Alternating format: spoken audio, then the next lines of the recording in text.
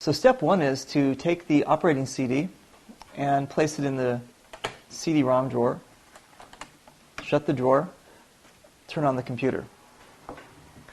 Depends on your computer and how fast it is. This is an older computer, but actually it doesn't matter.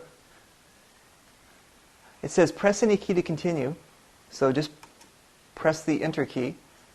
And what's going to happen now is the operating system is going to inspect your hardware and software and see what's actually on the computer and see if it actually is a good match and you can do this. Usually with a Pentium 500 and above, you can do that. So if you have maybe a 5 or 6 year old computer that you're thinking about throwing away, a lot of times this is very good for breathing new life back into it.